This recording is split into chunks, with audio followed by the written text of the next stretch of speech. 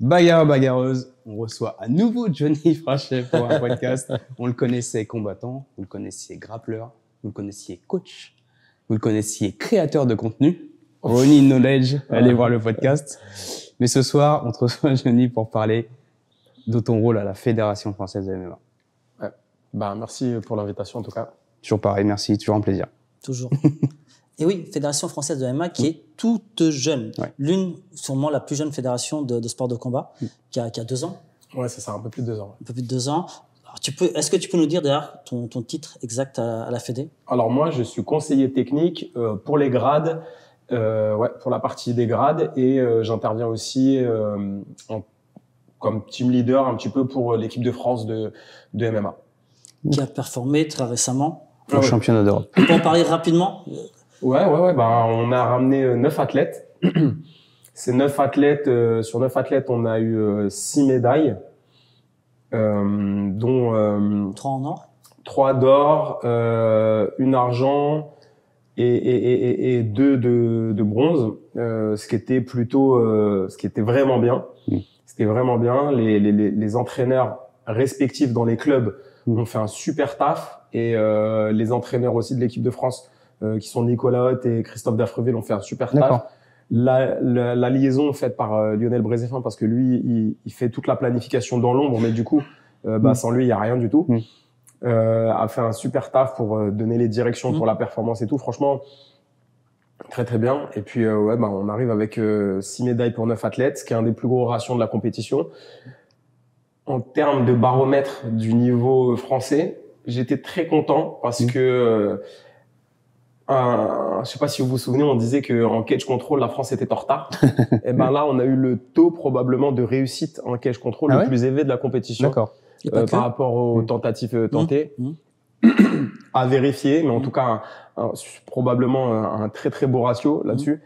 Donc ça montre l'évolution du style en France et sur toute la France. Ce que ça montre aussi, c'est qu'il n'y a pas de grosses maisons. Il y a des maisons qui sont pas forcément les plus connues, mais qui ont un super niveau. Donc j'ai trouvé que c'était une belle image, en tout cas un beau baromètre pour l'avenir du MMA en France. Et aussi combattante. Ouais, combattante, oui, parce qu'il y avait Delphine Benouèche qui s'entraîne au Fight Industry et qui a fait un très très beau résultat avec sa médaille de bronze pour peu de combats. Elle arrive là. Avant, elle s'entraînait dans un autre club qui était un club à Guyancourt avec son entraîneur Mohamed. Donc, faut rendre à César ce qu'il y a à César, qui l'a formé, etc. Elle est passée par plusieurs clubs, dont le NCU et tout. Et donc, elle a accumulé une belle expérience et un beau niveau, ce qui lui a permis de faire sa médaille de bronze avec pas beaucoup d'expérience en termes de compétition, en tout cas en MMA. Mathilde a fait championne d'Europe. Donc, Mathilde, elle s'entraîne au LSA, s'entraîne maintenant au NR Fight.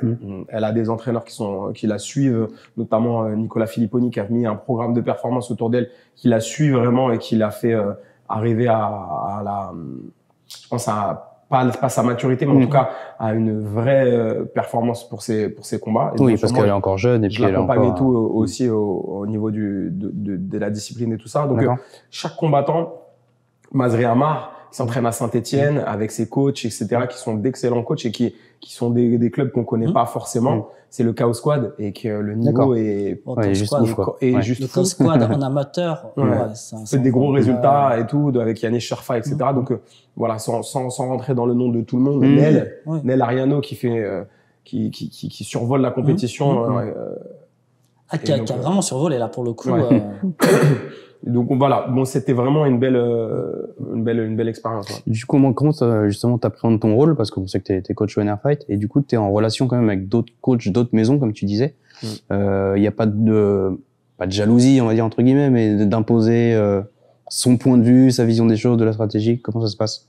Alors dans d'autres disciplines comme la boxe anglaise, etc., il y a des modèles qui sont faits, c'est-à-dire que les gens vont en pôle genre à l'INSEP, etc. Et quand ils rentrent en club, ils ont des programmes, etc. Donc nous, c'est ce qu'on a voulu faire, rien imposer, proposer et accompagner. Je pense que c'est ce qui est fait. surtout que pour le moment, on peut pas les réunir tout le temps. On organise des rassemblements. Là, normalement, avant les prochains championnats du monde, il y aura 2 ou 3 rassemblements qui nous permettent de donner des petites directions sur des thèmes qui ont été faits. Alors là, je vais dire j'ai fait un très, très gros travail qui m'a pris pas mal de temps, j'ai produit un très, très beau document, donc j'étais très fier, qui est les facteurs de performance des championnats du monde, que j'ai présenté lors de différentes formations pour les évaluateurs de grade. Donc là, c'est vraiment niche de niche. Je vais pas rentrer dedans, sinon les gens ils vont arrêter la vidéo, ils vont aller regarder un autre truc. Winning knowledge, par exemple. Ouais. Mais en tout cas, à partir de ça, c'était une analyse de tous les combats de demi-finale et de finale des championnats du monde, par catégorie, par genre, par âge. Ah oui, c'est un boulot énorme. Et à partir de ça, sans trop rentrer dans les détails, mais un tout petit peu, c'est-à-dire que tu as analysé, c'est-à-dire quoi? Le temps d'action, tout. C'est-à-dire les femmes, principalement les facteurs de victoire par rapport au placement dans la cage, par rapport aux techniques les plus utilisées, par rapport au timing, et, enfin tout quoi. Et aussi par rapport aux stratégies d'équipe pour produire le plus de victoires. Donc ça, c'était intéressant. Ça, c'est très intéressant par rapport aux dégâts et tout, parce que c'est aussi l'avenir du MMA, ça. Exactement. Et du coup, à partir de ça, déjà, ça me permet d'être un meilleur coach, parce que ça me donne des données dures pour m'améliorer et de pouvoir un petit peu le diffuser aux différents coachs lorsqu'on a fait des formations à la Fédé. Je pense que même si on garde qu'un seul %, ça ouvre l'esprit un petit peu. Enfin, ça donne du matériel de réflexion sur les méthodologies d'entraînement. Et du coup, au niveau des stratégies d'entraînement, de la programmation, des entraînements de l'équipe de France, les entraîneurs ont suivi ces facteurs de victoire. D'accord. Donc ils ont déjà un cadre quand même s'ils veulent suivre. Ils ont un cadre, comme tu disais, t'imposes pas. Ouais, on n'impose pas. Ils ont un cadre et s'ils veulent suivre, ils suivent. Et les entraîneurs, donc Nicolas Hoth et Dafroville, suivent ces trucs-là et se les approprient et les traduisent par rapport à leur sensibilité, à leur expérience, en les adaptant aux combattants. Donc même si on peut pas réunir autant qu'on veut les athlètes, on essaie de mettre les petites touches pour pouvoir dire va un petit peu par là, va un petit peu par là. Comment vous avez choisi les athlètes? Il y a une sélection, comment ça s'est passé? Alors on les choisit pas. En fait, il y a eu la première. D'ailleurs, un truc qui est vraiment dommage, c'est que j'ai jamais vu une compétition avec 4 cages au même endroit sur 2 à 3 jours. La FMMAF a organisé une compétition qui était le premier championnat de France. Avec 4 cages au même endroit. Donc c'était pendant le Covid, etc. Mais c'était énorme et ça a tourné sans couac. Par la coordination de Lenette Brézéfin, Damien Gluski, etc. Qui ont fait un gros travail d'organisation et tout. Du coup, il y a eu une compétition où il y a eu 4 cages au même endroit. C'est un délire. Avec la première compétition organisée par la FMMAF, c'était magnifique. À Évry, dans l'Essonne. Vraiment magnifique. Donc, ça a cassé le mode. Je vais parler peut-être un peu politique, mais ça a cassé le mode. C'est-à-dire qu'avant, les organisateurs organisaient des événements pour faire combattre leurs combattants. Pour gagner un peu d'argent, enfin un minimum, un petit peu, avec un business plan, ce qui est très bien, ce qui est normal. Hein. Et ensuite, et voilà. Et après, quand ils voulaient, ils organisaient. C'est normal, le MMA n'était pas légalisé, etc., etc. Là, l'idée de la FMMAF, c'est de pérenniser ces dates, c'est d'avoir des dates constantes sur toute l'année qui permettent, grâce à la MMA League il y a eu 2 éditions là, il va y avoir Tarbes, là il y a eu l'Île-de-France, qui permettent aux combattants dans toute la France de bouger dans n'importe quelle région, d'aller combattre à la MMA League, de marquer des points pour se qualifier pour les championnats de France. D'accord. Donc ça veut dire que ça casse le modèle grande maison, ça casse le modèle victoire-défaite, etc. Même si le ratio est important. Mais plus tu fais de compétition, plus tu gagnes, plus tu as de chance d'aller au championnat de France. Là, on a minimum 15 étapes en France. D'accord. C'est-à-dire que si le gars il fait 2 combats sur chaque 15 étapes, il a 30 combats à l'année. Amateur. S'il fait 3 ans en amateur, il arrive à 90 combats. Et après, quand il va en pro, on sait que entre 20 et 30 combats pro, amateurs, quand la personne elle arrive en pro, en général, son niveau est supérieur à quelqu'un. Enfin, elle performe beaucoup mieux qu'une personne qui a beaucoup moins de combats amateurs, mais qui a 0 à 5 combats pro. D'accord. Ma prochaine question, tiens, c'est très intéressant ce que tu viens de dire. Quelqu'un qui arrive justement avec ce background, donc cette expérience, est-ce que c'est normal qu'il combatte directement 0 à 5 combats. Est-ce qu'on ne doit pas le faire passer une étape au-dessus? Quand tu arrives, tu as gagné le championnat d'Europe, tu as gagné le championnat de France, tu as gagné peut-être le championnat du monde, est-ce que c'est logique que tu combattes quelqu'un qui n'a jamais fait de MMA? Alors, c'est pour ça que nous avons créé une limite avec la FMMAF, parce que si on prenait des décisions basées sur un arrêt sur image d'avant la FMMAF, où on pouvait combattre en professionnel littéralement sans expérience, la question se poserait. Maintenant, on sait qu'il y aura toujours une ligue amateur, en tout cas on l'espère. On a mis aussi une valve qui s'appelle le grade vert, donc différents grades, et qui fonctionne très très bien. On est à plus de 1500 gradés en France, avec 80% de réussite à peu près pour les gens. Il y en a qui sont gradés orange et tout ça. Du coup, ça fait un minimum de connaissances avant de combattre en amateur. Donc, ça veut dire que au minimum, tu dois connaître ces facteurs de performance. D'accord. Donc ça, c'est pour tout combattant qui est amateur et qui passe ces grades. Pour tout le monde. Tu combats en amateur et ensuite, tu dois avoir minimum 6 combats pour combattre en pro. Je pense que la question, c'est plutôt de dire, est-ce qu'il faut pas plus de 6 combats pour pouvoir passer en pro, sachant que progressivement, les gens qui vont passer en pro auront beaucoup plus de 6 combats amateurs. Est-ce qu'on doit pas augmenter le nombre? Donc, pour l'ancienne génération, effectivement, ça paraît farfelu, mais non, mais on peut combattre. Vas-y, tu sais, ton entraîneur, c'est lui qui décide. Sur le terrain, je pense que en termes de sécurité et pour savoir si vraiment tu peux passer en professionnel, sachant que le niveau va faire qu'augmenter, avoir un passage qui est un incubateur, qui va te permettre de savoir comment t'entraîner. Juste pour revenir, les sciences du sport montrent le DLTA, le développement à long terme de l'athlète, grâce à cet outil. Nous avons construit les formations. Donc, Lionel Brézéfin m'a présenté à cet outil. Il est utilisé dans des écoles de performance, de haute performance, comme la lutte aux États-Unis, au Canada, des écoles de tennis, etc., etc. On a identifié ils ont identifié les différentes étapes de développement de la tête, cognitive et sportif. On passe de jouer en faisant du sport à apprendre. Après, il y a plein d'étapes qui vont jusqu'à apprendre à s'entraîner, apprendre à s'entraîner pour combattre, pour faire de la compétition, apprendre à gagner en compétition.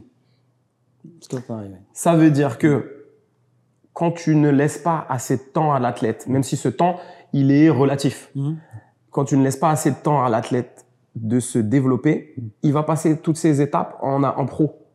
Par contre, celui qui aura passé toutes ces étapes en amateur, et voire avant, parce que là, maintenant, on va ouvrir bientôt les U18, les moins de 18 ans, les moins de 16 ans, etc., avec un parcours très, très progressif qui les amène vers la performance en toute sécurité, on va avoir moins de casse, par exemple, sur 1000 personnes, t'en as un qui sort. Là, on va en avoir plus, le ratio, il va être plus élevé.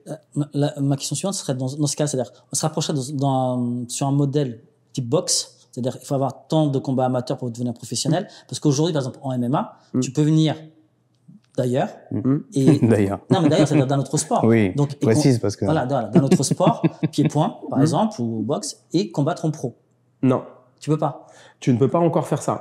Excuse-moi. C'est vraiment une question de profane, hein, tu m'en excuses. Par exemple, lorsque je vois combattre Cédric Doumbé, par exemple, tu vois, ou un Karim Gadji qui arrive. C'est-à-dire qu'ils ont combattu, ils ont déjà quelque chose. Non, mais voilà. Ok. Alors en fait, ce qui se passe. Je prends pas c'est un exemple. Hein, eux, c'est des combattants qui ont un super niveau, qui sont hyper forts et tout ça, et qu'on a. C'est des gens qui ont une grande expérience dans des titres plus que nationaux, internationaux. Donc voilà. Alors nous, à la FMMAF, nous avons pris la décision de mettre un examen pour les personnes qui sont titulaires d'un titre national ou international d'une discipline de sport de combat. Je m'explique. On voulait être sûr que les personnes avaient les capacités défensives pour maintenir leur intégrité physique dans un combat. Donc, nous avons créé ce qui s'appelle le certificat de capacité professionnelle. Je te donne un exemple. Laetitia Blo a passé son certificat de capacité professionnelle avant d'avoir son premier combat pro. Pierre Rouvière et plein d'autres combattants. On a plus de 90% de réussite. Mais nous, ce qu'on cible, c'est ce 1%. C'est la dinguerie d'un coach ou d'un combattant qui viendrait en MMA, mais et pour combattant pro.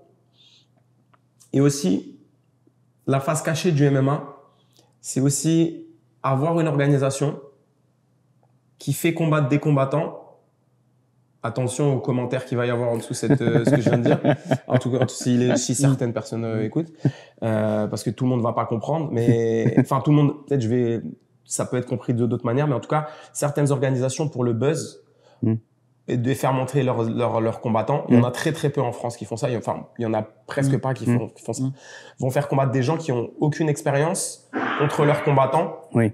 Pour les faire monter. Oui, pour les faire monter. Moi, ça se voit tu dans vois, tout pour leur le gagner des histoires. Mais ça existe, hein, ça existe partout. Ça. Du coup, en France, il y a très très peu ça, grâce à ces petits freins qui sont à la fois sécuritaires, mais en même temps, à long terme, qui vont augmenter le niveau. Puisqu'effectivement, ça va être difficile. Il y a ces catégories entre 0 et 5 combats, au-dessus de 5 combats, au-dessus de 10 combats, tu peux combattre contre eux. Alors effectivement, pour performer en France, il va falloir avoir un très bon niveau.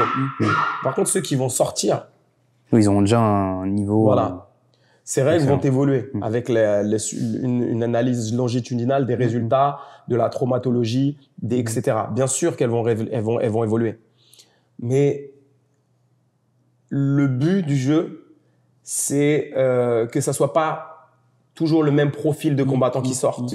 C'est-à-dire que si la condition, c'est d'aller dans un gros club, ou en tout cas pas forcément le meilleur club, mais le club le plus connu, pour gagner, par exemple, je vais parler du NR Fight. Si tu es obligé d'aller t'entraîner dans un club comme le NR Fight alors que ton club est super pour trouver des combats, c'est dommage. Tu dois être capable de t'entraîner à Maubeuge dans ton club parce que ton entraîneur est super, tu as des super sparring, de construire ta carrière amateur grâce à un circuit constant, marqué et des marqueurs clairs, nets, qui te permettent de prendre de l'expérience et d'avoir des objectifs à moyen terme pour pouvoir côtoyer le haut niveau. Championnat d'Europe, championnat du monde, championnat de France, Open et tout. Et un jour te dire, OK, j'ai fait mes études à côté, j'ai passé mes diplômes, peut-être même dans le sport, etc. Il y a une bonification de mon expérience parce que je peux passer mes diplômes via la fédération dans laquelle je suis. Donc, non seulement je prends de l'expérience en sport, mais en plus en professionnel. Maintenant, je veux passer pro. Tu vois? Donc, le projet de la FMMAF, il est beaucoup plus organique que juste proposer des compétitions. Oui, c'est vraiment construire le paysage la MMA professionnalisation français, du sport, mais pas surtout que pour les compétiteurs. Mais là, tu es en train de mettre quelque chose qui va sur de la durée. C'est ça. Aujourd'hui, en France, le MMA va très vite. On a vu, il y a 2 ans, c'est légalisé. Une organisation, 2, 3. Aujourd'hui, tu as 4 grandes organisations, mais tu en as pléthore. Il y en a partout. Ils ont besoin d'avoir des compétiteurs. Voilà, parce que pour alimenter. Est-ce que t'as pas peur que là, ce soit en train de décrire, finalement, ça met trop de temps parce qu'aujourd'hui, en plus, on a une population chez les compétiteurs vieillissants de MMA, c'est-à-dire tous les anciens ont plus de 30 ans, donc ils vont disparaître du paysage. Donc, t'as un fossé entre les jeunes qui arrivent, donc qui n'ont pas encore la maturité, entre 20 et 30 ans, et t'as tous les anciens qui vont disparaître. Qu'est-ce qu'on fait? Voilà. Comment on va pouvoir alimenter le circuit qui est aujourd'hui très demandeur en France? C'est intéressant, mais le point de vue, c'est que l'intérêt de ce travail-là, c'est de ne plus voir le MMA dans les yeux de l'organisateur. C'est ne plus voir le MMA comme détenteur de 3-4 personnes qui ont eu l'habitude historiquement d'organiser et qui, on doit tout faire comme ça depuis le début. Il faut aussi, en même temps qu'on voit dans les yeux de l'organisateur, surtout voir la masse. La masse, c'est qui? C'est les loisirs, c'est les gens qui veulent monter. Qu'est-ce qu'il leur faut? Qu'est-ce qu'ils ont, quel est le meilleur outil qu'on peut leur donner? Et donc, pour faire un bel outil, il faut du temps. Donc, effectivement, on va avoir des détracteurs, des détraqueurs. Il va falloir, on va avoir des trackers, c'est dans Harry Potter. Détracteurs, Des tracteurs. Et du coup, de la référence, etc. on a ici. Ouais. Et du coup, il faut harmoniser ce que les réalités de terrain des organisateurs et en même temps, les loisirs et les pratiquants pour leur permettre d'avoir une pratique sécurisée et en même temps allier la sécurisation à la performance. Parce que jusqu'à maintenant, on nous dit que la compétition va contre la santé, le bien-être de la... Nous, on voulait aller dans ce sens-là. Un chemin progressif, etc. En même temps, pas ralentissant pour ceux qui veulent aller en compétition. Et au-dessus de ça, on a la délégation. Donc, le MMA a une responsabilité. C'est pas juste j'organise et puis j'ai toujours fait comme ça, je vais toujours faire comme ça. On peut pas se permettre de faire ça. Le ministère attend des choses et il regarde. D'accord. Quand quelqu'un fait un pas de travers, il dit attention, il y a ça, tu vois. Du coup, c'est quelque chose qui est assez difficile de se dire on doit harmoniser un petit peu tout ça en suivant les directives ministérielles. Tu peux pas aller où tu veux, tu peux pas faire ce que tu veux. Le sport en France est particulier.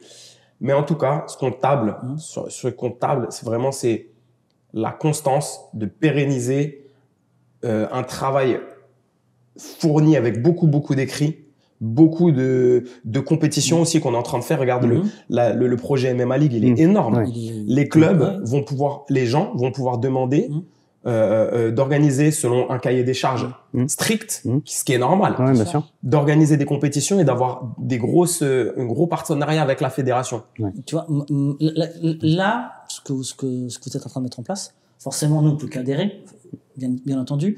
On est en train de structurer quelque chose pour l'avenir qui va être périn et qui va être pérenne, par exemple, et qui va dans le positif, c'est-à-dire que le niveau en France du MMA, on sait comment il est, amateur, il est extraordinaire, sûrement l'un des plus beaux viviers futurs du MMA international. Ouais, je pense aussi. Maintenant, par contre, moi, si je suis jeune athlète ou si je suis papa d'un enfant qui veut faire du MMA, est-ce que le club à côté de chez moi, qui se dit être prof de MMA, qu'est-ce qui me garantit, tu vois, parce que là, tu es en train de parler au niveau de la fédé, tu vois, au niveau des athlètes, mais forcément, on regarde aussi les diplômes des professeurs. Aujourd'hui, le MMA, forcément, vu que c'est une nouvelle discipline, pour moi, c'est quoi être prof de MMA?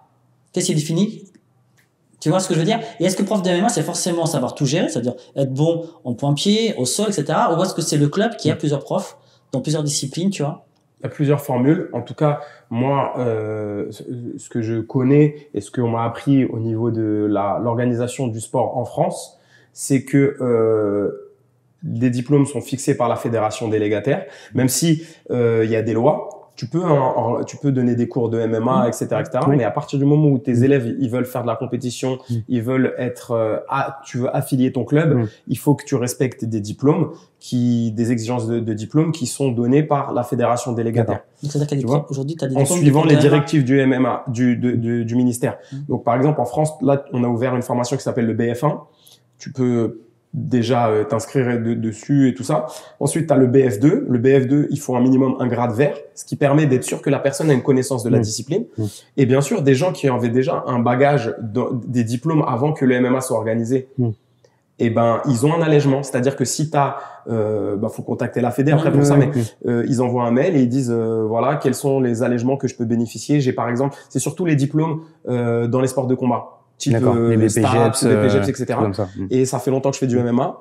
Est-ce que je peux avoir un allègement de formation du BF1? Oui, il faut passer votre grade vert. Ça veut dire que quand tu passes ton grade vert, tu vas pas combattre. Tu montres juste que tu maîtrises les techniques. D'accord? C'est quelques techniques et des exigences techniques, qui sont du MMA bien définies, qui sont pas trop compliquées, mais ça montre que la personne elle connaît. D'accord. Ensuite, elle peut passer son BF2. Et les deux mélangés, ça lui permet de valider ce diplôme. Donc la partie théorique, la partie pratique. Et donc voilà, bien sûr, dans la partie théorique, t'as tout ce qui est pédagogie, etc., etc. Bref. Et du coup, progressivement, on montera vers le BF3 et tout. Le but, c'est que les entraîneurs puissent avoir une reconnaissance. C'est-à-dire qu'ils puissent donner des cours en toute légalité et aussi permettre au club je dirais sans prétention de la FMMAF parce que c'est pas le sujet. T'as des coachs qui sont super, mais t'en as aussi qui sont friands. Et eux, on leur donne pas la voix, mais qui sont friands. Ils ont envie d'apprendre, ils veulent connaître.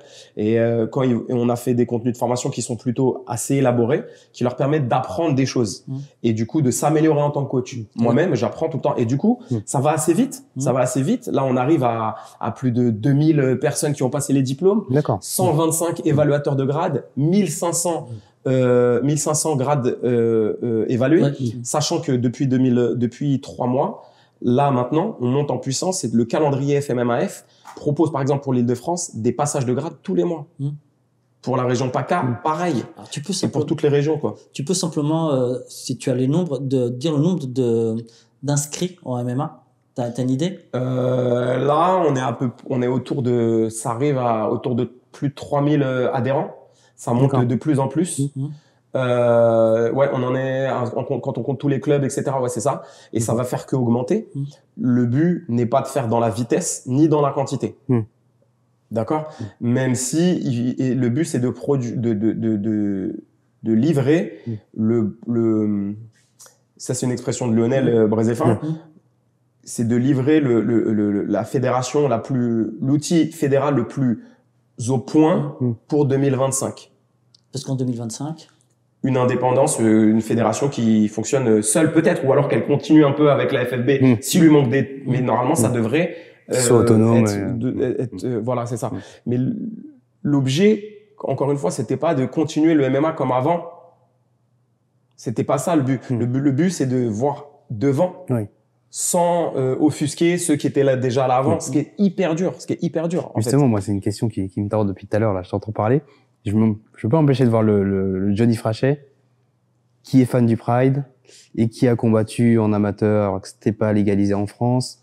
Est-ce que ce Johnny Frachet-là, il aurait adhéré à ce que le Johnny Frachet est en train de construire pour le futur? Bah, je pense que j'aurais même pas compris ce que je viens de dire là. Moi, je suis arrivé, je vais pas mentir, hein, je vais pas dire, j'ai parlé à des gens dans le monde des gens dans le monde du MMA qui me disaient, moi, je sais faire une fédération, moi, je connais le milieu fédéral, je sais organiser des compétitions et tout ça. Et effectivement, ils savent à leur échelle. Mais après, quand on regarde le but, c'était pas de rester une niche. Le but, c'est quand tu regardes le foot, quand tu regardes le tennis, quand tu regardes des grosses ligues, de dire, on va prendre un petit peu d'humilité. Et on va dire qu'on sait pas tout. On va apprendre. Et on va apprendre. Et donc, on va prendre du temps. Et peut-être qu'on a fait depuis le début, c'était un peu roots quand même, tu vois. C'était un peu tourné autour un peu de l'entrisme. Et on va éviter l'entrisme et se dire, on va essayer de développer quelque chose qui soit bien OK pour les compétiteurs, mais surtout, enfin, pas surtout, et aussi pour les loisirs. Un deuxième truc, la population, t'as dit tout à l'heure, elle est vieillissante. Qui te propose du MMA pour les plus, ou une pédagogie adaptée pour les vétérans. Très peu de personnes en proposent. Des activités, les gens, s'ils ont pas, à part s'ils font pas de compétition, ils ont quoi, à quel avantage à prendre une licence? Tout à fait, Donc là, on est en train de, donc effectivement, la partie visible de l'iceberg, c'est la compétition. Mais je suis désolé, ceux qui font gagner de l'argent aux compétitions, aux compétitions, aux événements, c'est les loisirs. Donc, la FMMAF, bien sûr, elle c'est ce qu'elle fait avec la MMA League et les événements pro aussi en les accompagnant et tout ça. On développe, on est dans le développement de cette partie-là.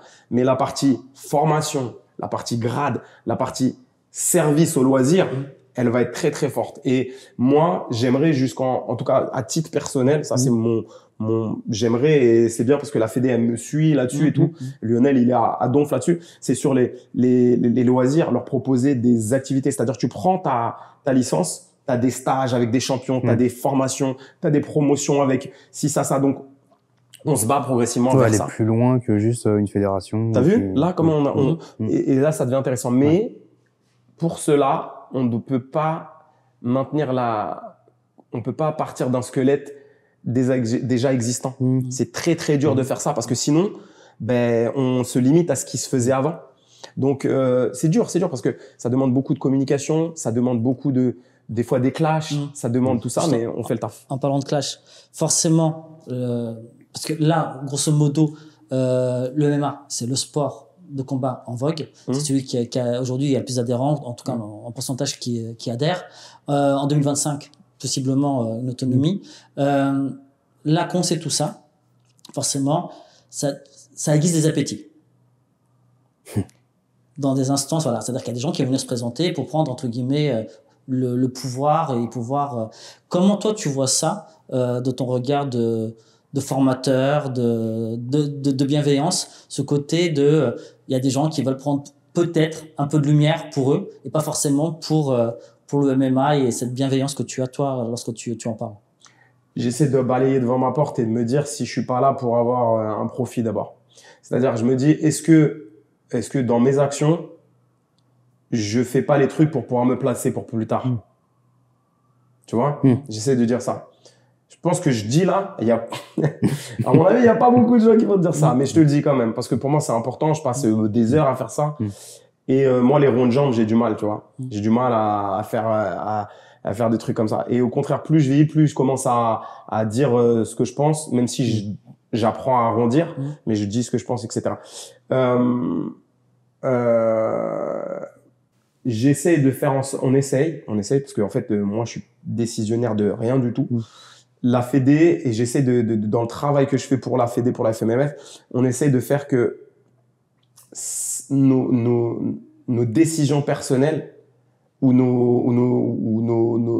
préjugés ou nos opinions ne soient pas ceux qui vont être imposés à la fin, que ça soit pour le bien-être du MMA en général. Et c'est très dur parce que t'en as qui vont dire des décisions, mais parce qu'ils sont sympas, ils sont potes avec lui. Mais le bien-être général, l'avantage général pour la masse, c'est très difficile à le maintenir sans partir dans une direction ou d'une autre. Et donc, du coup, déjà, je balaye devant ma porte et je me dis, est-ce que je fais un truc égocentrique et en fait, je camoufle par de la bienséance des décisions qui sont pour moi, qui seront bénéfiques pour moi. Voilà. Et je me pose tout le temps cette question-là. Mais c'est un conflit personnel, permanent, tu vois, permanent.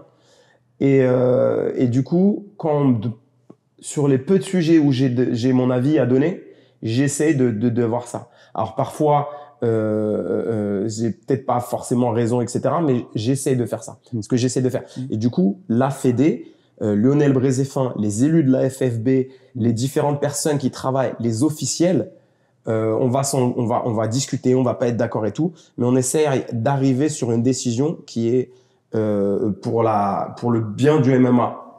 T'as vu, ça fait un peu grand de dire ça, mais c'est l'objectif qui est positif et productif sur le long terme. Donc il n'y a pas d'intérêt personnel qui prévaut. C'est ça, et ça c'est dur. Dernière question. Comment le président est élu?